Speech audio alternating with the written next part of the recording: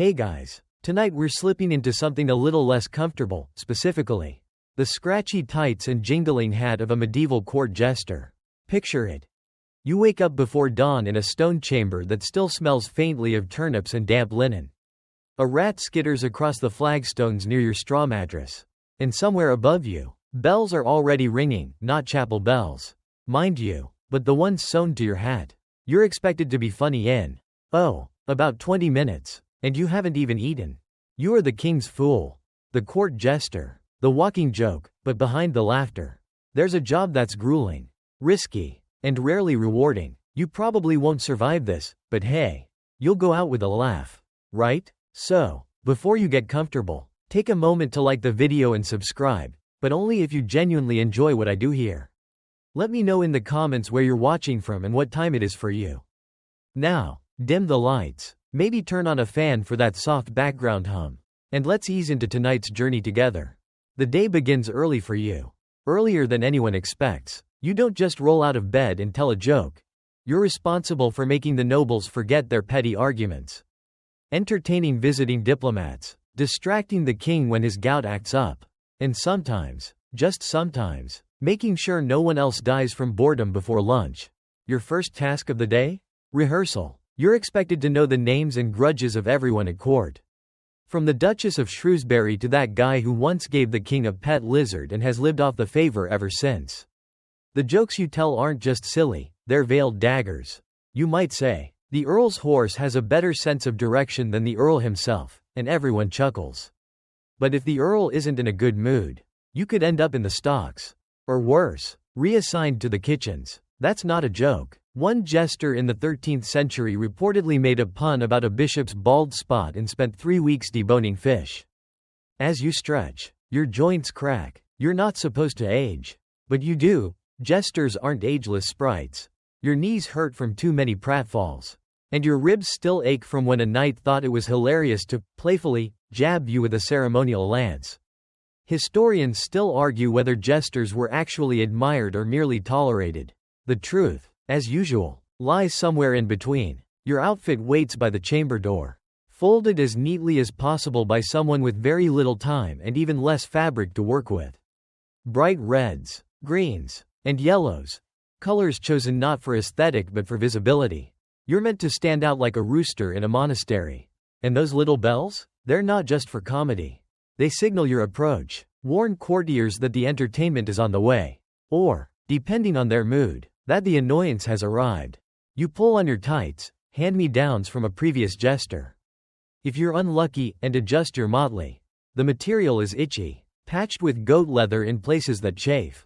You look ridiculous, and that's the point. Some jesters wore donkey ears. Others had fake noses, and a few, according to sketchy records, even wore masks depicting the monarch themselves. The level of boldness required for that, well, you'd better hope the king's in a good mood. There's no breakfast unless you scavenge it. Maybe a crust of stale bread or a wedge of hard cheese from last night's feast. Left behind on a sideboard. You chew quickly. Because you're already late, the court has gathered for morning petitions. And your job is to warm them up. Like a medieval hype man. Except instead of beats, you work with riddles, miming, and fart jokes. Your entrance is expected to be loud. Maybe even disruptive. You tumble into the great hall with exaggerated flair. Doing a cartwheel if your back allows. Or simply leaping onto a bench with a poorly tuned lute. Everyone turns. Some laugh. Others groan. But the king smiles, and that's what matters. The morning is a delicate dance of flattery and farce. You make a joke about the weather, safe. You tease the royal steward about his bald spot, mildly risky. Then you impersonate the French ambassador's accent, extremely risky. He doesn't laugh, but the king roars. You live another hour. There's a rhythm to it. The laughs come in waves. And you ride them like a juggler spinning too many plates. Occasionally literally. Some jesters were known to juggle dangerous objects, knives, flaming torches, live animals. One 15th century fool was said to have juggled 3 eels and a cat. That probably didn't end well for the cat. And don't be fooled by the title, fool. You have to be smart, razor sharp. Even, court jesters were among the few who could read, write, and think critically. Some were hired not for their comedy but for their wit and memory. You're expected to recall ancient jokes, biblical parables, recent gossip, and also compose impromptu rhymes. No pressure. One particularly influential jester, Will Somers of Henry VIII's court, was known for navigating treacherous waters between queens, advisors, and occasional beheadings with nothing but his charm. But not all jesters were that lucky. Many served namelessly, remembered only for the way they fell down the stairs or accidentally insulted the wrong duke. The morning drags on, your throat's dry, your face aches from forced smiles, and your knees scream every time you kneel for a punchline. Still, you perform. The alternative? Well, let's just say there's a reason your predecessor left suddenly and no one mentions him anymore. As noon bells ring, you exhale. The morning petitions are over. The court disperses for lunch. You get 5 minutes in the hallway to rest your eyes and maybe stretch your toes. Then it's off to wardrobe again. Banquet prep begins soon, and you have to swap your morning jester look for something more formal. Whatever that means when you're already dressed like a rainbow exploded. And so, still smiling, still aching, you shuffle away, jingling softly. The second outfit of the day is, somehow, worse than the first. You stand in the cramped jester's quarters, fumbling with a tunic made of mismatched velvet patches, each one a different shade of embarrassment. The sleeves are too long, and one of the bells stitched into the hem has a stubborn habit of tangling with your bootlaces. You mutter something about fashion crimes as you wrestle with the headpiece, a floppy, three-pronged contraption stuffed with straw and trimmed with matted fur. It smells faintly of goat. Or perhaps actual goat. This was not made for comfort. It was made for contrast. You're supposed to look absurd, grotesque, otherworldly, like the human version of a fever dream. Because while everyone else at court is laced into brocade and embroidered pride, you are the punchline. Literally. That's the gig. Some jesters wore donkey tails. Others had fake hunchbacks sewn into their clothes. And the shoes, oh, the shoes. Long-toed monstrosities curled upward at the ends, often with bells or carved wood attachments. Imagine trying to run from an angry baron with those flopping around. Historians still argue whether the jester's wardrobe was symbolic, protective, or simply humiliating. Some believe the motley costume was derived from carnival traditions, a reminder that the jester existed outside the rigid hierarchy of court life. Others suggest it was a safety valve, a walking satire of vanity and power, allowed to mock because they were clearly beneath everyone else. And some just think the nobles liked having someone who looked sillier than them. You pull the tunic tight and sigh. It's heavy today, not physically, though it is lined with a chain of cheap bells that clank like a drawer full of spoons, but emotionally. You're tired. There's a deep fatigue that comes from constantly being seen and yet not really seen. People laugh at you, rarely with you. You are spectacle, not sentiment. Out in the hallway, a servant gives you a once-over and snickers. You're used to it. You're supposed to be ridiculous. But every now and then, it stings, especially when you remember you used to be a page, or maybe a choir boy, or a scholar's apprentice. However you ended up here. It wasn't by dream or design. It was circumstance. Many jesters were orphans, the disabled, the enslaved, the outcast. You're not always chosen for your wit. You're sometimes chosen for your difference. And difference is dangerous, especially when it's visible. There's a moment of stillness before the evening chaos begins. You shuffle toward the great hall as music drifts out, the dulcimer, the pipe, the slow shuffle of nobility finding their seats. Torches flicker on the stone walls. The air smells of roast goose and damp limestone. It's the sort of combination that makes you both hungry and mildly ill. Tonight's feast is a special one. Some lord is visiting, or a cousin of the king. Maybe both. You're not told the guest list. You're told to be distracting, but not disruptive, funny, but not too sharp, silly, but tasteful, which is about as useful as being told to juggle emotions. You straighten your belt, roll your shoulders, and step inside. The room hushes just a bit as you enter. That's the worst part. Not the mockery, not the food throwing, the silence. The moment where you can feel their eyes crawl across your costume like insects. Measuring your worth not in words, but in expectations. You do your opening trick, a few steps of a dance. A pun about the weather. A dramatic fall that leaves you sprawled beneath the dessert table. Laughter. Relief. You're in, at least for now. You know what they expect. The snappy retorts, the absurd pantomimes, the accidental slapstick. What they don't expect is how much effort it takes. Behind the scenes, you practice routines for hours. You time your pratfalls to avoid real injury, unless injury gets the best laugh. You memorize everyone's name, title, feud, and recent scandal. You speak 3 languages, because sometimes, the joke only works in Latin. One popular trick? Mocking the fashion of visiting nobles. You once made a joke about a guest's feathered hat that could fly away to start a second war. It earned you a standing ovation and a dead fish in your sleeping mat the next morning. It's a fine line. Always. Walk too carefully. You're dull. Walk too boldly. You're dead. And let's not forget the puppet routine. Oh yes. You have a hand puppet made from an old sock. Gifted to you by a duchess who thought it endearing. You named it Sir Beaky and use it to mock court politics in a high-pitched voice. It's a hit, mostly because Sir Beaky can say things you never could. Like, I heard the Baron's beard has its own council. Or, the King's chamber pot is more decisive than the Privy Council. Cue laughter. Except from the Privy Council. They're still not speaking to you. Tonight, you dodge wine spills and avoid stepping on the Queen's lapdog while juggling apples from a platter.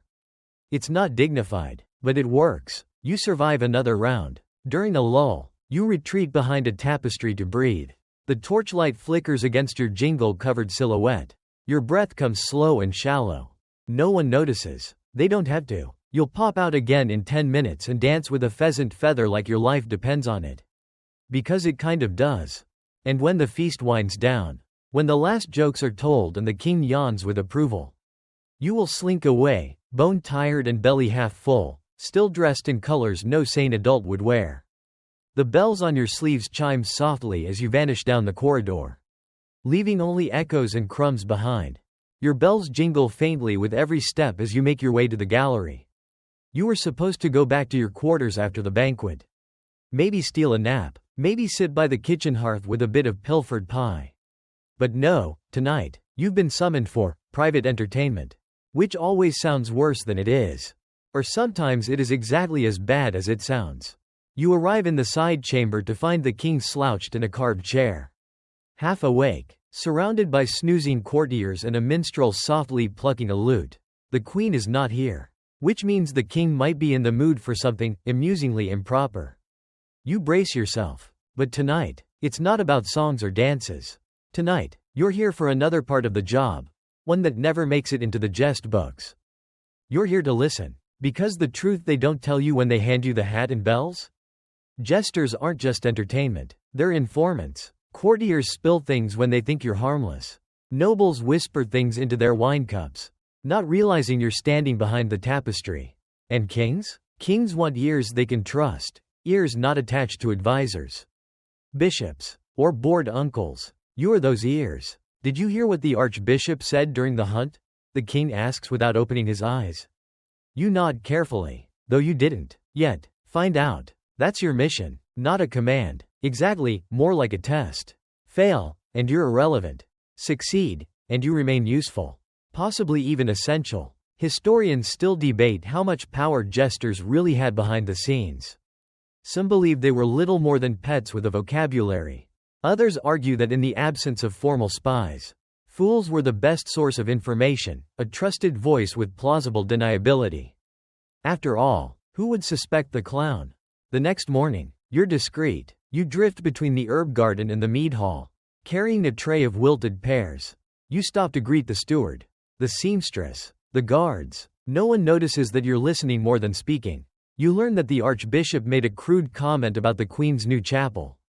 That the Duke of Elmbridge may be secretly backing a new tax rebellion. And that the kitchen boy has a suspicious cough. You file it all away. Later, you'll mention the archbishop's joke to the king in passing, dressed up as part of your monologue. Something like, the archbishop thinks incense masks heresy, but can't smell his own hypocrisy. The king will laugh, maybe too hard. The archbishop will frown, but say nothing, because jesters can say things no one else can. In small doses. Of course, this double life wears on you. You are always acting, even in stillness. Your smiles are rehearsed, your slouch is strategic. When you scratch your chin or squint your eyes, It's often to buy time, to decide whether the truth will entertain, offend, or destroy. You become fluent in court tension. You can read a room faster than most generals can read a battle map. That's part of why you're still alive. Still, the burden grows. Some days, you misspeak. You once joked that the Duke of Havershire's wig could house a family of mice. Turns out he actually wore it to cover a surgical scar. You apologized, publicly, in rhyme, while wearing the wig. He never quite forgave you. Your intel duties extend beyond whispers. You're also expected to observe foreign guests. What are they wearing? How much do they eat? Who do they glare at? You're a human mirror, absorbing court dynamics and reflecting them back with enough polish to pass as jest. Once, a French envoy laughed so hard at your joke about English trousers having more courage than their owners, that he spilled wine on the Spanish ambassador. A week later, the Spanish withdrew their trade deal. Was it your fault? Maybe. Probably. No one tells you. That night, you find yourself walking the outer courtyard under a smudged moon, trying to shake the tension. The castle is quieter now. Just the rustle of tapestries in the wind and the occasional grunt of a sleeping guard. You pass a stone bench and sit, rubbing your temples. Your head buzzes, not from drink, but from performance fatigue. There's a weight to pretending all the time. To being on, from breakfast to curfew. To laughing at jokes that aren't yours. To keeping other people's secrets like they're confetti in your sleeves. And sometimes, when the moon is out and the court has gone silent, you wonder who you are beneath the bells. Were you ever more than this role? Do they even know your name? Or just the sound of you entering? Stage left, right on cue. You close your eyes for a moment, letting the stone chill seep into your spine. Sleep tries to nudge its way in, but you know better than to give in out here. Last time you dozed off by the kitchens. A visiting knight used you as a footstool. You woke up with a bruised shin and the smell of roast partridge in your hair. You sigh and rise, brushing off imaginary breadcrumbs. Somewhere, a steward is looking for you. You have to rehearse tomorrow's feast interlude. A dramatic reading of The Battle of the Sausages, featuring sock puppets and barnyard sound effects. No one said the fool's life was dignified. Just dangerous, and absurd, and, if you're lucky, quietly powerful. You return to the Great Hall the next day with a grin on your face and exactly 5 hours of sleep beneath your hat. Today is a feast day, not for any particular reason. The Queen's cousin had a dream about a goose and declared it a holiday. That's how things go here. Arbitrary, opulent, and loud, which means you will be thrown into the center of it all. Again, with even more expectations and even less sympathy. By midday, the air is thick with smoke from the roasting pits. Spit turners sweat over blazing fires. Geese hiss as their fat crackles. And serving boys hustle with trays of pastries, pickled fruits, and jellied meat. The smell is rich and confusing. Somewhere between delight and nausea. You're warming up in the side chamber by balancing a turnip on your nose. It's not your best material. But it's what the steward asked for. He's obsessed with vegetables. Don't ask. When the trumpets sound, you leap into the hall. Perform a somersault, one that nearly pulls your hip out, and shout. May the Queen's cousin's goose dream bring us joy and fewer feathers in the soup. Polite chuckles, one hearty laugh, a sigh from the kitchen maid. Close enough. The feast begins. Your job now is a balancing act, literally and figuratively. You're expected to circulate, to crack jokes between courses, to lift the mood without stealing focus. A running commentary of the absurd, without offending anyone powerful enough to have you whipped. This, of course, is impossible. You make your rounds, performing little ditties, impersonating members of court, the less important ones, and occasionally getting pelted with a grape or two. You dodge a goblet lobbed by a lord who's had too much mulled wine and mistake his apology, it slipped, as sincere. It wasn't. Banquets are battlefields, only instead of swords, there are words, and bread rolls. You learn quickly which lords have a good sense of humor, and which ones pretend to laugh while plotting revenge in Latin. Historians still puzzle over how jesters managed to walk that narrow path between tolerated nuisance and social assassin. One misstep, and you're publicly flogged. One hit joke, and the king pats your head like a loyal dog. You approach the head table and bow with a flourish. The queen smiles faintly. The king burps. You launch into your latest piece. A short skit involving a puppet version of the royal court where everyone is a barnyard animal. It's a crowd pleaser, especially the bishop is a nervous chicken. The court roars. Except the bishop. He shifts uncomfortably and says, I see the fool's soul is as patched as his sleeves.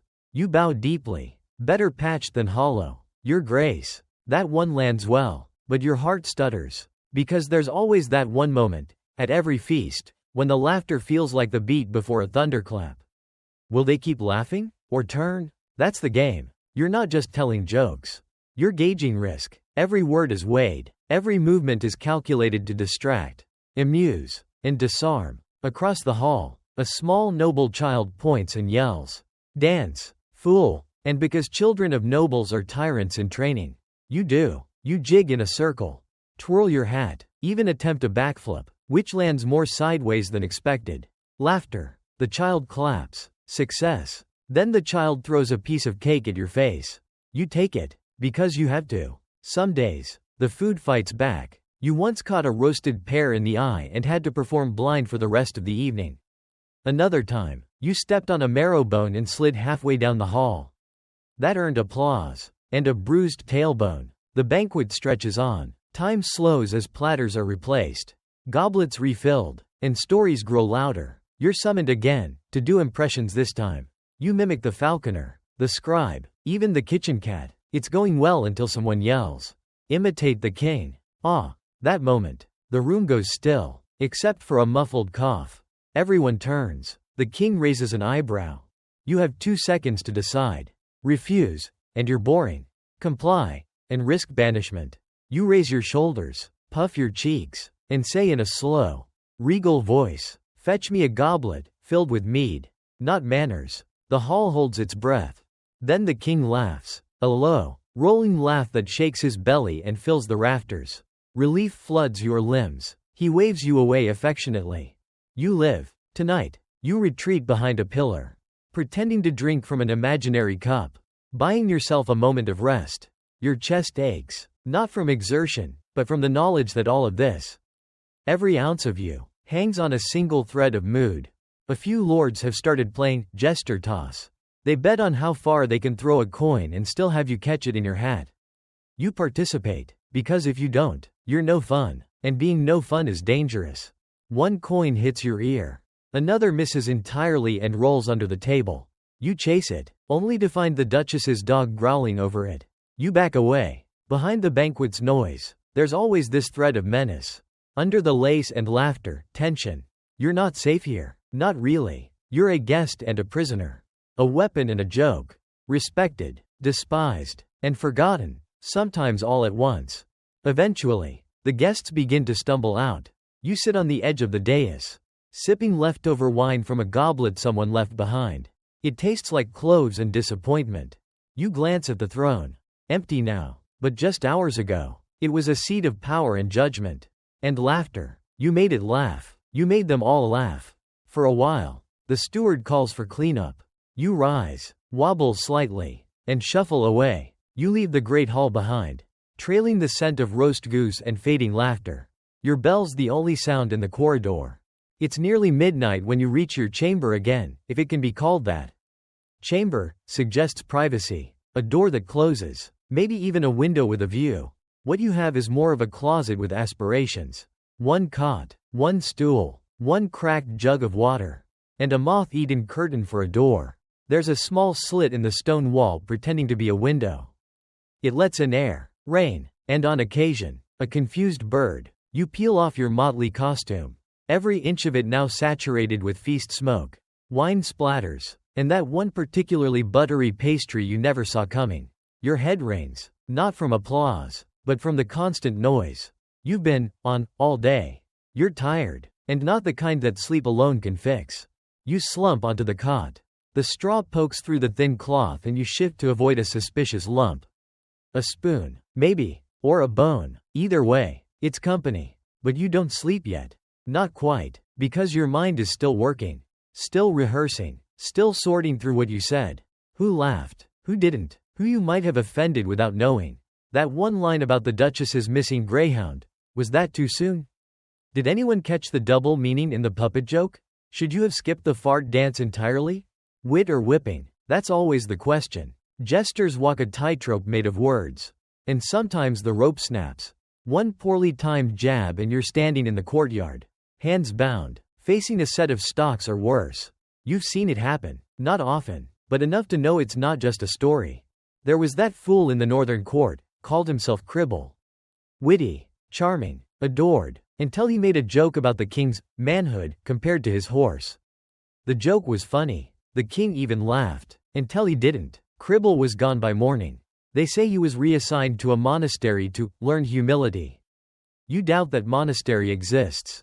Another fool, one you trained with briefly, made the mistake of saying nothing. He stood mute one evening, tired, ill, or just fed up, and they branded him dull, useless, sent him away. No one knows where. You can't win, really. Say too much, and you're dangerous. Say too little, and you're disposable. Tonight, you feel that line pressing in. You were sharp, maybe too sharp. That chicken joke during the puppet skit?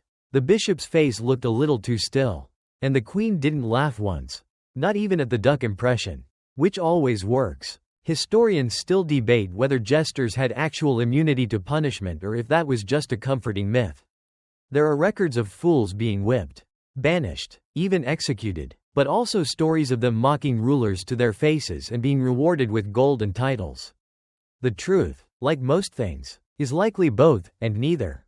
You lie back and stare at the ceiling, which is not so much a ceiling as a low arch that drips when it rains. You shift again, the straw crunches, the spoon, or bone, nudges your shoulder.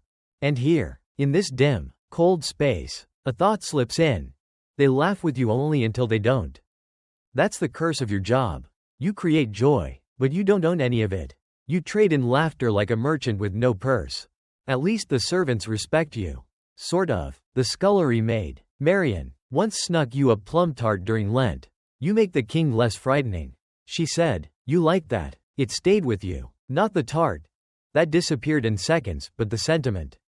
Sometimes, you dream of walking out. Just leaving. Tossing your bells into the moat and slipping through the gates with nothing but a walking stick and the clothes on your back. Finding a village that doesn't know your face. Telling stories under a tree. Laughing because you want to. Not because it's your job. But then what? You've no land, no trade, no title, no real name. Not anymore. You're the fool. That's what they call you. What even your reflection calls you. And yet, some part of you likes it. Not the mockery, but the freedom hidden inside the absurdity. The way you can say what no one else can. The way people lean in when you speak. Just to see if this time, you go too far. You remember today's laugh, the one that caught even the queen off guard. The one about the goose's dream turning into a royal policy. That laugh? That was real. You saw it. For a moment, she wasn't a queen. She was just a woman caught off guard by a silly sentence. That's power. Strange power. Perhaps, but real. You reach over, light a stub of candle, and scratch a few notes onto a scrap of parchment. Tomorrow's jokes. Something about the steward's new hat. A line about the prince's pet owl. A rhyme about cheese that might work as a lullaby.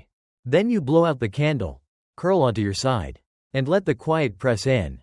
Somewhere above, the bells of the chapel toll once. A soft wind hums through the slit in the wall. And finally, sleep finds you. Not like a crash, but a slow settling. Like laughter fading at the edge of a room. The next morning greets you with a draft to the face and the faint smell of cabbage from the kitchens. You open your eyes reluctantly, blinking against the pale light leaking through the wall slit. It's not so much dawn as the ghost of it. Just enough light to remind you that today has begun and that. Once again, you are expected to be entertaining. You sit up slowly, bones clicking in protest. The air in your chamber is damp, stone walls never hold warmth. You wrap your threadbare cloak around your shoulders and begin the morning ritual. Stretch. Cough. Mutter something sarcastic to the ceiling. And jab your toe into your boot to dislodge yesterday's pebble. Your costume is still damp from yesterday's sweat and spilled wine. You grimace and pull it on anyway. There's no time, or interest, in comfort. The bells attached to your sleeves give a dull jingle. Like your joints. They sound tired. You pass a line of servants on your way to the main corridor. Most nod. One girl curtsies and slips you a fig. That's breakfast. Better than the crust of bread you found last week behind the tapestry. Today, you've been summoned early. The royal council is meeting. You're not invited, of course. But you're expected to linger, just outside the room. Near the columns, close enough to hear, far enough to deny. You find your spot by the carved lion pedestal. You lean against it and listen. Lords drone on about grain shortages. The Queen's steward argues over candle taxes. Someone mentions pirates. You stifle a yawn. Then it happens, again. Your name comes up. Or rather, the fool. A voice says. His jokes last night were sharp. Another murmurs. He's useful. Keeps them distracted. And then silence. Useful. That word lands heavier than a brick. Because that's what you are here, useful. Not liked. Not trusted. Just tolerated. As long as you keep people laughing. As long as you don't cross the invisible line. Historians still argue whether jesters held true political influence or were simply tools of manipulation. Some records suggest they advised kings behind closed doors. Others hint they were scapegoats, used to gauge reactions. Then punished for missteps. The line between confidant and clown was razor thin. You step away before they see you listening. You've heard enough. The rest of the day drips forward in droplets of awkward silence and loud laughter. You're summoned to the Queen's private garden, not for jokes, but for companionship. She sits beneath a trellis of wilting roses, fanning herself with a look of practiced boredom. You bow, say something silly about bees having better political instincts than most barons. And she smiles faintly. Then she gestures for you to sit. You perch on a cushion near her feet. You don't speak. She doesn't expect you to, not at first. She just wants someone there who doesn't ask questions. Eventually, she breaks the silence. Do you ever wish you were invisible? She asks. Not looking at you. You pause. You could make a joke. Something about wearing your patchwork cloak inside out. But instead, you say quietly, sometimes, but I think I already am. She glances at you, eyes unreadable. Then she offers you a grape. You're not invisible. She murmurs. You're too noisy. You both chuckle softly. Moments like these are rare. When someone sees the human beneath the bells. And stranger still, when you're allowed to see theirs. The Queen is powerful. Yes, adorned and adored. But you see the fatigue. The cracks in the performance. You recognize it because you live it. She asks you to tell her a story. Not a joke, a story. So you do. Something about a fisherman who falls in love with a talking carp. It's nonsensical and gentle. She listens, not laughing, just listening. And for those few minutes, you are more than a court ornament. But it doesn't last, because after that, she stands. Her ladies return. The illusion breaks. You're dismissed with a nod. Like a tool returned to its drawer. You walk the long path back to the central courtyard. The stones feel colder underfoot now. Or maybe you're just more aware of the chill. On your way past the scribe's hall, a clerk sneers. Must be nice, spending your days making faces. You pause, consider a witty reply, then shake your head and keep walking. Because sometimes silence is the best performance. You find yourself by the stables. A strange place to end up. The horses snort, stamping in their stalls. The stable hand, a boy named Jory, grins when he sees you. Tell the one about the baron's donkey again? He asks. You do. He howls with laughter. And you smile, not the court smile, but a real one. Here, with no titles, no courtiers, no polished silver. You remember why you began telling stories in the first place. To connect, to matter. Jory asks, do you think jesters ever become kings? You ruffle his hair. Only in dreams. Still, it's a nice dream, and it stays with you as you head back to your room. Slipping once more into your role. Your routine, your cloak of ridiculousness. The bells jingle softly behind you. And the line between joke and truth grows thinner with every step. The next morning arrives with no fanfare. Just a rooster that sounds like it's gargling pebbles and a draft that insists on whistling through the same crack in the wall every hour. You rise with the aches of someone twice your age. Joints stiff. Ankles creaking like unoiled hinges.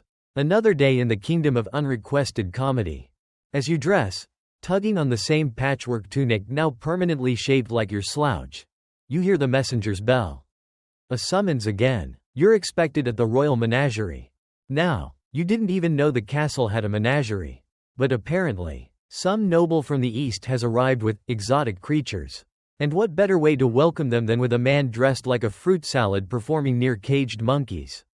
You arrive to find a scene that borders on the surreal. Peacocks strut past you with more grace than any duke.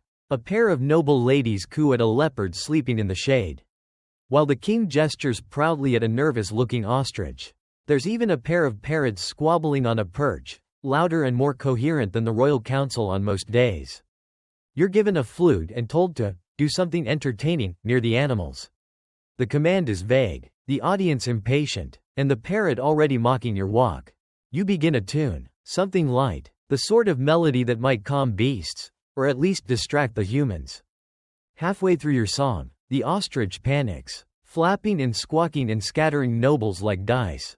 The parrots start chanting, "Fool! Fool!" in uncanny unison. The king doubles over with laughter. And just like that, you're the star of the show. Even when the moment of triumph involves accidental chaos, you know to bow and claim it. Still, the jester's role isn't always so flamboyant. Much of the time, it's silence, observation, listening from the edges. You are expected to know everything, and say only what entertains. Back inside the castle, later that afternoon, you find yourself summoned again.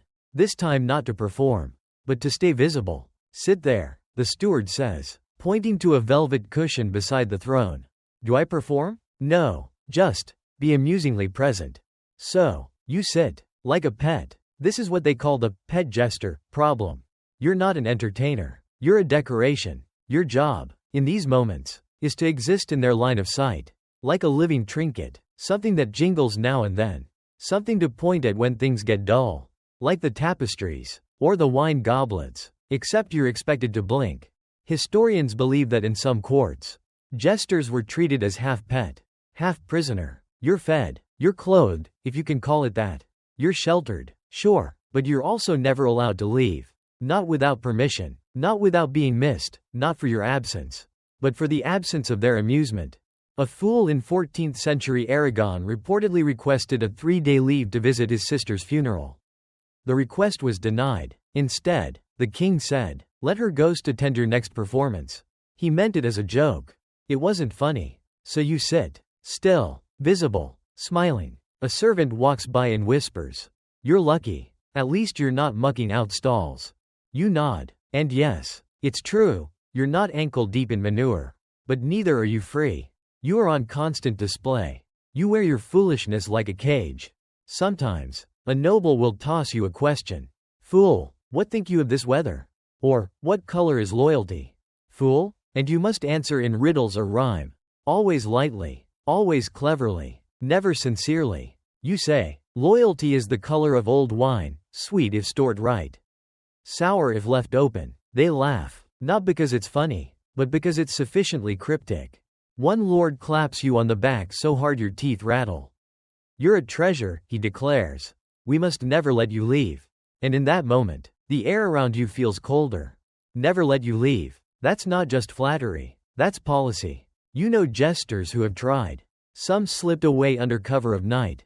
Some were dragged back. One, named Old Mig, was caught at the gates and forced to wear a bell collar for a month. Like a dog, the court roared with laughter every time he entered the room. He never smiled again. So you stay, even when you ache to go. Even when the joke has worn thin and the performance has become your skin.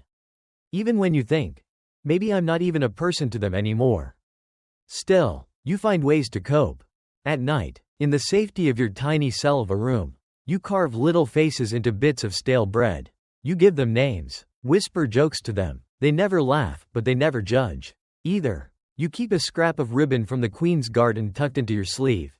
Not because it's hers, but because on that day, in that moment, someone saw you and not just the motley. You rehearse jokes you'll never tell. Write stories no one will hear. Let the imagination be your escape hatch. Because the truth is, being a pet fool is better than being a forgotten one.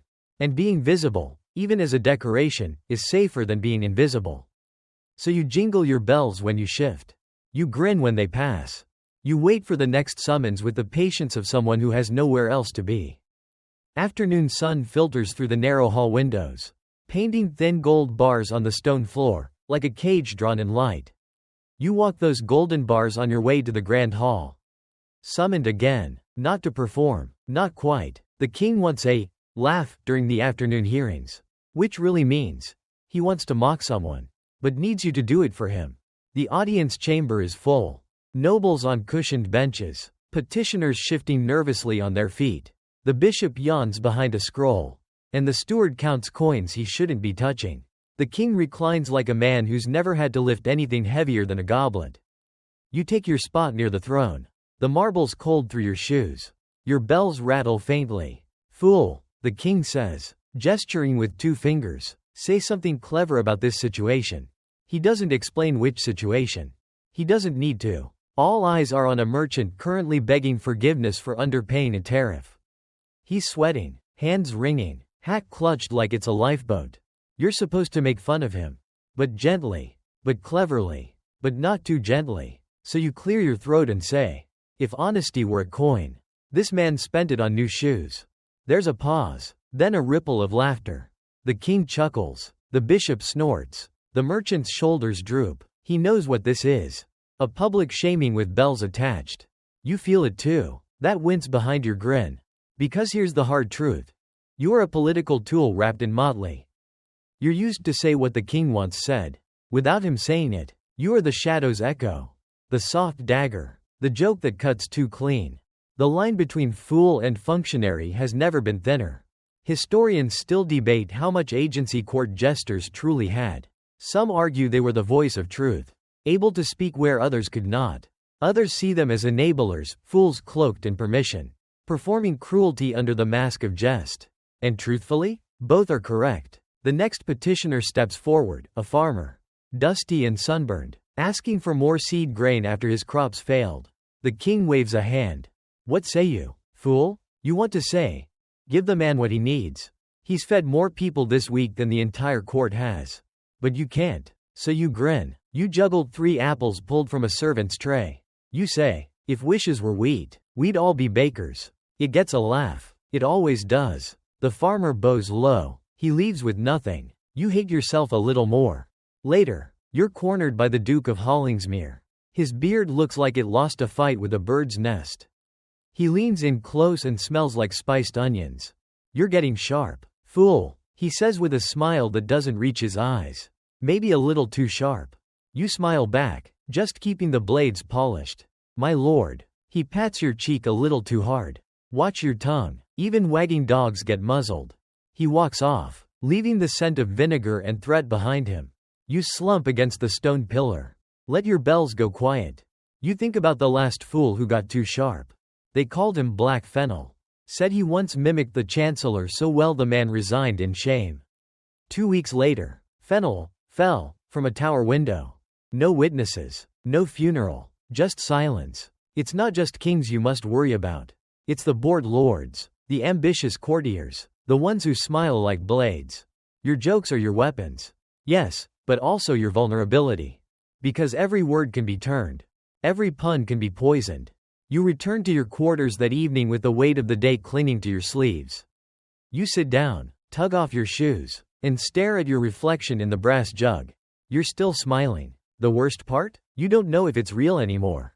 You light a stub of candle, pull out your notes, and cross out half your new material. Too risky, too real, too close to truth. You scribble replacements. Safer, dumber, louder. Jokes about drunk monks and flatulent geese.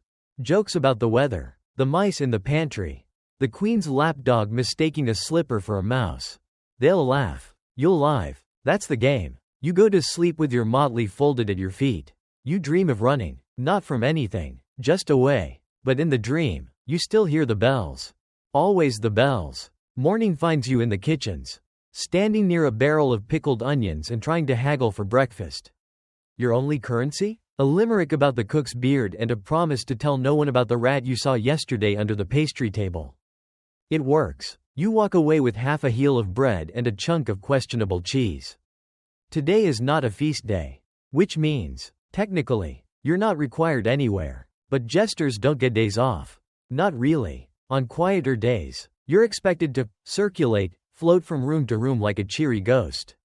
Keeping morale up, stopping scowls from sticking. You're a human smokescreen, a walking grin. No one wants to be the one who scowled in front of the fool. You pass through the scriptorium and toss a joke about monks with ink-stained fingers writing love poems instead of scriptures. The scribes laugh nervously. One drops his quill. You stop by the courtyard where the stable hands are brushing horses and offer your opinion on which noble's mount smells the least like regret. Jory the stable boy snorts milk out of his nose. Worth it. You even pop by the infirmary. There's an old knight there recovering from a fall down some stairs, or possibly a push. You balance an apple on your head until he cracks a smile. He says, "You should try being a healer. Your jokes hurt less than the leeches." You grin and say, "But the leeches don't get thrown vegetables." Then, back to the hallways. This afternoon, you're supposed to accompany the royal children during their learning hours. The tutor hates when you're around. Says you're a distraction, which is ironic, given his lectures have the personality of boiled cabbage. The children adore you. Of course they do. You're the only adult who lets them laugh at someone. They make you play the fool, literally and metaphorically. One of them puts a toy crown on your head and declares you king of stupids. You bow deeply and say, "Long may I reign over the kingdom of clumsy socks and crumbs." They howl. Even the tutor chuckles. A little. It's during this chaos that a servant arrives with a tray. For the children, obviously. But the girl hesitates. Then slides you a small napkin wrapped something behind her back. A warm roll. Still soft. You look at her, eyebrows raised. She just says, "You made my brother laugh before he died last winter. He wasn't laughing much by then." And then she's gone. You stand there, roll in hand, suddenly quiet. Sometimes, it hits you like that. That even in this absurd life, this ridiculous, clanging, ridiculous roll, you matter. Not always, not to most, but now and then, to someone. There's no grand applause for that. Just a warm roll and a memory. You eat it slowly, each bite a reminder that even fools leave footprints. Later that evening, you're summoned to the side hall. A minor baron has arrived. Unexpected. He's brought wine, gold, and a strange sense of urgency. The king wants him entertained while the council decides whether this visit is political or merely inconvenient. You're sent in first. As always, the baron is wide-eyed and fidgety, drumming his fingers on the table. You walk in juggling 3 old apples. Spin once, and drop one on purpose. He laughs. You pretend to be devastated. He laughs harder. "Tell me," he says, "how does a man like you survive in a place like this?" You smile. "By pretending I'm not." He pauses, then laughs again. The good kind, belly deep and grateful. The king arrives 15 minutes later. The baron's in a better mood. You've done your job. You're dismissed with a wave and a mutter of, "Good fool."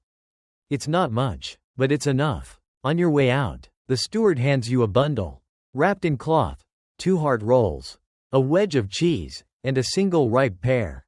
Food, for you. No performance required. You nod. No words. Too dangerous. Because food? Food is currency. In this life, jesters don't have salaries. You have favors, leftovers, gifts wrapped in silence. You remember the scholar who wrote that court jesters ate when others remembered to feed them. He wasn't joking, or maybe he was, but it was still true. You head back to your cell-like chamber with your treasure bundle. Sit on the cot, unwrap it slowly. It smells of rosemary and comfort. You save the pear for last. Tonight, as you chew, you imagine a table where you sit as a guest. Not a performance. Where laughter is shared, not demanded. You imagine asking someone to pass the bread without a rhyme attached. You imagine silence. And not the kind that feels like a trap. Just quiet. The candle burns lower. You lie back. And somewhere between exhaustion and dreaming, you think, today, they fed me. Today, they saw me. The sky is the color of old pewter when you wake. And the rain is already falling in that medieval sort of way, slow, steady, and guaranteed to find the back of your neck no matter how many cloaks you wear. You drag yourself upright, bones aching, and curse gently under your breath at the puddle that's reappeared in the corner of your chamber. A permanent guest, like most of your regrets. Today, you're called to the chapel. Not for spiritual reasons. No one here seriously believes you'd be allowed to pray unsupervised, but because the bishop wants levity before Mass. Which is a polite way of saying he wants someone to make the nobles laugh before they sit still for an hour and pretend they haven't sinned. You wring out your sleeves and make your way through the corridors, which are unusually quiet, except for the cough. Not yours, someone else's. A wet, rasping cough from the servant quarters. You pass by quickly, but the sound follows you. Like the echo of something old and familiar. You've heard it before. In another castle. Another time. The plague. You push the thought down. Hard. Inside the chapel. The bishop greets you with a tight smile and tired eyes. Something light, he says, but not blasphemous. You nod. This dance again. You deliver a story about a monk who tried to baptize a goose and ended up married to it in 3 provinces. It goes over well. The nobles laugh. Even the bishop chuckles, until he catches himself and mutters something about pagan influence. And then you sit, quiet, watching as incense coils into the air and the nobles mumble prayers they don't mean. You notice 3 empty seats near the back. You know who usually fills them. You know why they're empty. That cough again. Closer this time. The plague is here. No one said it aloud. But they know. And now, they look at you differently. Because your job isn't just to entertain anymore. It's to distract. To calm. To pretend it's all fine. You're summoned to the kitchens later to perform for the staff. The cook is pale. 2 servants are missing. You make jokes about moldy cheese. About chicken legs that can dance. About stews that bite back. You make them laugh. Not because it's funny, but because they need to. You and the plague doctor pass each other in the corridor after sunset. He's masked, hooded, walking like bad news. He pauses as you approach. And for a heartbeat, you both just stare. He nods once. You nod back. 2 performers in the same grim circus. The thing is, you both wear masks. His is shaped like a bird. Yours is shaped like a joke. Neither is truly comforting. Historians often write about the role of jesters during plague years with a strange reverence. Some say they were dismissed immediately, too risky, too loud. Others claim they were retained specifically because they gave people something else to think about. A distraction, a charm, a lie people wanted to believe. You take your role seriously. Even now, you joke about fleas forming unions. About rats demanding better working conditions. About the blacksmith bottling his sneezes to sell his perfume. They laugh. Uneasily. But they laugh. At night, back in your chamber, you boil a bit of wine with rosemary. You don't know if it helps. But the plague doctor left the herbs on your sill. You take the hint. You sit by your puddle. Sipping. Thinking. What happens to fools in times of sickness? Do they become healers? Or just better liars? You stare at your bells. Piled on the stool like sleeping snakes. They haven't rung much today. You've spoken softly, moved gently. The castle doesn't need noise right now. It needs stillness. You remember a court in Naples where the jester was locked in a tower, for safety, during the plague. He escaped after 3 days by tying together bed linens and swinging into the rose garden. He wasn't punished. The queen had died. No one remembered to care. You remember another fool, Madeleine. They called him, who stood by the town gate during the fever season and shouted rhymes at passers-by. To cough is not a crime. Unless you do it near the wine. He died with a smile. People still sing his rhyme. You wonder how people will remember you. If they will. Tomorrow, the king may call you again.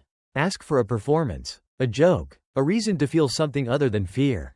And you'll go. You always do. But tonight, you write a quiet story. No rhymes. No tricks. Just a tale about a man who made others laugh because no one else would. You fold it into your sleeve. No one will read it. But it feels good to write. Just in case. The next morning, you're woken not by bells or barking stewards, but by a quiet knock at your curtain. That's never good. No one knocks on a fool's quarters unless something has gone wrong. Or is about to. You shuffle to the doorway, still wrapped in your blanket, and find one of the queen's handmaids waiting. She looks nervous. Her hands twist at her apron. The queen would like you to accompany her today. She says softly. Did she say why? She said she needed a fool's company. You nod, already pulling on your motley. The queen rarely asks for you directly. You're more often summoned by proxy, through stewards, pages, or coded glances across court. Her requesting your presence like this? It's either a kindness, or a trap. You meet her in the rose garden. Under the arbor where the vines cling like whispered secrets. She's seated on a stone bench. Looking smaller than you remember. Not frail, just drawn. Her ladies-in-waiting linger at a distance. Whispering. You bow with your usual exaggerated flair. Arms out. A single twirl for flair. Your Majesty. I arrive fashionably ridiculous. She smiles faintly. Sit. So you do. The rain has left the stone cold. But you say nothing. She's silent for a while, watching the sky. Then she says, "Did you know that in some courts, fools were captives?" You glance sideways. Some still are. Her smile twitches, then fades. "You're not from here, are you?" she asks. Her tone is gentle, curious. "No, Your Majesty." "Where then?" You hesitate. That's the thing about jesters. You're everyone's entertainment, and no one's concern. Most forget to ask where you came from. "Somewhere east," you say at last. "A village that probably forgot me the moment I left." She nods, as if that makes sense. "Do you remember your real name?" You meet her gaze. "Do you?" She laughs, a sharp sound, quickly muffled. Historians sometimes note that in many courts across Europe and beyond, jesters came from the outside, foreigners, enslaved captives, those with physical differences or rare talents. Being other made you safer. Paradoxically, it made you non-threatening, unaligned, but it also meant you were never truly in the court, no matter how many hours you danced in front of it. The queen turns her eyes to the roses. They're drooping now, heavy with yesterday's rain. "I used to have a fool when I was a child," she says. "She was kind. Her tongue was sharper than any sword. But she never used it on me." You nod. You know the type. A fool who could balance mirth and mercy. "She vanished one night," the queen adds. "They said she ran away. But I think someone made her disappear." You don't reply. What would you say? There are always stories like this. Fools who crossed invisible lines. Who said the wrong truth to the wrong face. Who danced one too many steps out of place. And then were gone. You feel her gaze on you. "I don't want that to happen to you," she says quietly. You look down at your hands, still stained from yesterday's ink and apple juggling. "I know how to survive." You whisper. She nods. "Yes, but surviving isn't always living." She rises, smoothing her gown. Her ladies move in, like waves returning to shore. "Will you walk with me a little longer?" she asks. "Of course." And so you do. Past the garden, through the halls, into the gallery where paintings of kings stare down from gilded frames. One of the guards eyes you warily. You smile back with practiced warmth. As you walk beside the queen, you realize something strange. For the first time in a long while, you're not performing, you're just there. Later, she gives you a small token. A ribbon, deep blue, for your sleeve, she says. "So you remember this morning." You tie it on, not tight, just enough to feel. You return to the court that afternoon. But something feels shifted. Word spreads that the queen walked with you, spoke with you, gave you something. Now the other courtiers see you with different eyes. Curious eyes, measuring eyes. Some are amused, some are cautious, one or two are annoyed. Power, in any form, changes how you're seen, even power wrapped in fabric. That night, you perform light jokes, gentle puns, a dance involving bread rolls and a feather. It lands well. You see the queen smile from across the hall. Just once. And afterward, the steward hands you an extra roll. "She asked me to," he mutters. You eat it in your room. Alone, the ribbon still on your sleeve. And for the first time in weeks, you hum to yourself. Not for a performance. Not for survival. Just because. You're not surprised when the whispers begin. In a court like this, even silence has an echo, and yours has started to carry. They call you the queen's pet. Her shadow. The whispering fool. Some do it with smirks. Others with sneers. One lord mutters, "Dangerous motley," under his breath as you pass. The bishop, in a moment of supposed humor, declares. The jester's bells ring closer to the crown than the choir. The attention is not welcome. Not for someone in your position. Visibility is a double-edged blade. Too little, and you disappear. Too much, and people start wondering what power you hold. And power, in the hands of a jester, makes people nervous. You play it carefully now, more carefully than ever. Your jokes are lighter. Your smiles more rehearsed. You bow a little deeper. Laugh a little longer. Speak a little less. And you watch. Always watch. Because now you're in the dangerous space between mascot and manipulator. Historians have noted that certain jesters did gain influence, not always because they sought it, but because it settled on them like dust from proximity. There was Tribalete in France, famed for mocking nobility so cuttingly he was nearly hanged, twice. Or Nasir al-Din in Persia, who disguised commentary as riddles and was reportedly more feared than the vizier. But such fools walked narrow bridges. Their steps shadowed by paranoia and envy. You begin to feel it too. At breakfast, your portion is smaller. You're offered leftover wine instead of water. The steward forgets your chamber linens. Minor things. Petty, but precise. The court has subtle ways of reminding you where the line is. One night, a page delivers a letter. No seal, no signature, just a single line. The higher a fool climbs, the longer his fall. You burn it in the hearth before it finishes curling. Still, it lingers in your head. You can't help but picture it, your fall. Would it be quiet? A slip in the stairwell? A sudden disappearance? A joke that dies too heavy in the wrong room? And then there's the matter of your new popularity. Nobles now approach you with feigned friendliness. They ask what you think of the chancellor's new decree, or whether the queen seemed troubled when she laughed at yesterday's joke. You deflect, always, with nonsense and riddles. You say things like, "The chancellor's decree is like gooseberry jam, best enjoyed without knowing what's in it." They pretend to laugh. You pretend not to notice. But you notice. You always do. That evening, during the second feast of the week, for what? You no longer ask. You're brought in to perform between courses. You step into the hall and feel the shift. A hush. A different kind of anticipation. They want to test you. You launch into your routine. A new song about the castle mice forming a guild. A puppet skit featuring an overambitious duck and a paranoid rooster. It works. Sort of. Then someone calls from the high table, Lord Averin. Red-cheeked and ambitious. "Fool," he says, lifting his goblet. "Tell us a joke about the Queen's latest decree."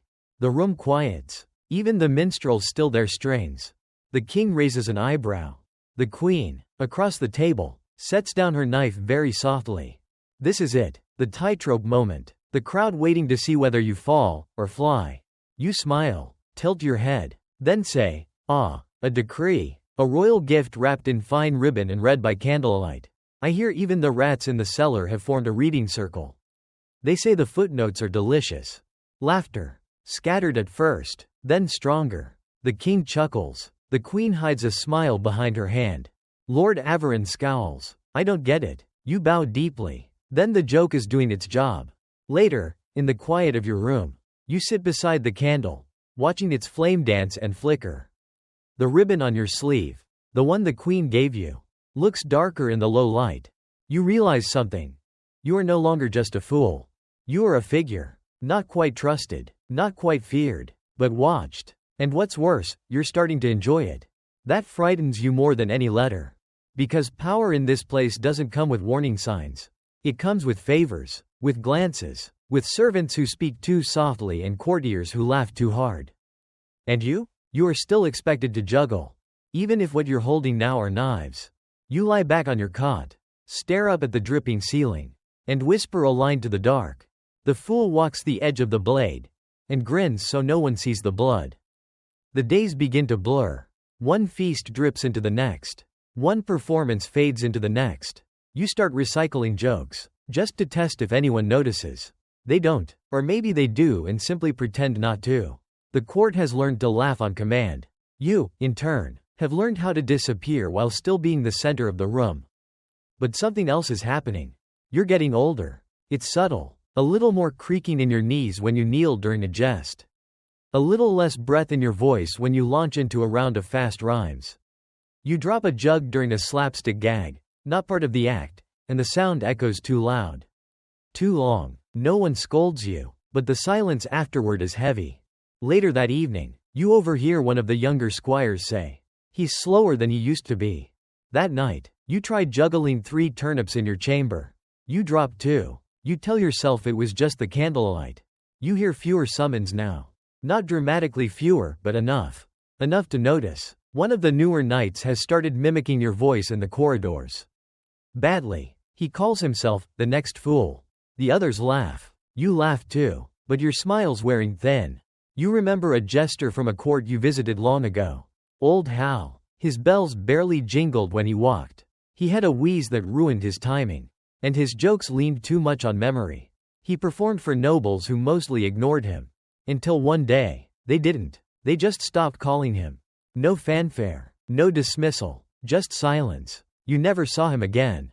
You start wondering when it will happen to you. There's no retirement for a jester. No pension. No quiet cottage with chickens and a view of the river. There's only absence. Once you're no longer amusing. You're no longer anything. Historians rarely mention what happens to jesters after their final bows. There are a few notes in margins, dismissed for age. No longer of use. Fell ill and was replaced. The records are as cold as they are brief. Sometimes you think, maybe they were lucky. At least they left before they became pathetic. Before their hat hung too low and their jokes were met with silence. One morning, you oversleep. No one wakes you. No one comes. You dress quickly. Dash to the hall. Out of breath and bleary-eyed. The court has started breakfast without you. A minstrel is playing a soft tune in the corner. There's mild conversation. A yawn from the bishop. A chuckle from the steward. The queen isn't here. Neither is the king. You stand near the wall. Unsure. Then a servant waves you over. Don't worry, he says, without looking up. You're not needed this morning. You nod. Pretend you meant to just pass through. You return to your chamber and sit. For a long time, you hold your bells in your hands. Thumb them gently. They don't make a sound. You think of the roll from the kitchen maid. Of the queen's ribbon. Of the applause that once shook the rafters. You think of the jokes you've stored like food for winter. Still good. Still sharp. But the season is changing. And you? You feel it in your bones. That night, you try something new. You perform in the servant quarters. Not for favor. Just for joy. You mimic the steward's walk. Imitate the royal dogs barking at their own reflections. You make up a rhyme about potatoes taking over the council. It kills. The servants laugh like people who mean it. You sleep better that night than you have in a week. But in the morning, the steward stops you in the corridor. I heard you were telling jokes downstairs. He says. You nod, smiling. His eyes don't smile back. Be careful. The court doesn't like to share its fool. You bow. Silently. Walk away. Back to your room. You pass your reflection in the brass pitcher on your table. Your hat is slipping. Your eyes look older. You sit. And for the first time, you wonder how long it will be until no one laughs. And how much of you will be left when they finally stop. There's no formal announcement. No warning scroll or whispered decree. But the change is undeniable. You're not invited anymore. Feast after feast happens without your name on the list. Meetings go by without your summons. The queen has been quiet. Withdrawn into her private chambers more and more often. And the king? He hasn't said your name in days. At first, you chalk it up to chance. A passing mood. A rotation of duties. The steward's oversight. But it continues. And you know. This is how it ends. Not with disgrace. Not with dismissal. Just with silence. The quiet death of your purpose. You still show up. Hover at the edges of the great hall. Offer a joke to a guard or two. Try to recapture the rhythm. But the laughter is softer. More polite. And your presence feels like a leftover joke someone forgot to clean up. One evening, you pass the minstrel in the corridor. He nods at you and says, "They've brought in a new one." You pause. A fool? He shrugs. Something like, young, sings funny songs. He juggles better than you. You nod. Of course he does. Later, you see him, performing near the high table. Barely 20, smooth-faced and spring-limbed. His costume is crisp and colorful. His voice bright. He mimics the queen's lapdog. Everyone laughs. The king claps. The queen smiles, but faintly. You watch from the shadows. Your own sleeves feel heavier than ever. He's good, really good. You want to hate him, but you can't. You were him once, and he will become you. It's just a matter of time. Historians rarely record the names of fools who were replaced. No formal handover. No retirement ceremony. Just a quiet swap. One performer for another. The old one fades like dust behind a tapestry. You begin to walk the outer courtyards more often.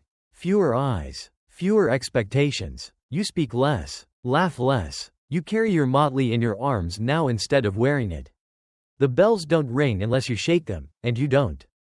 One afternoon, as you sit by the old garden wall, Jory the stable boy finds you.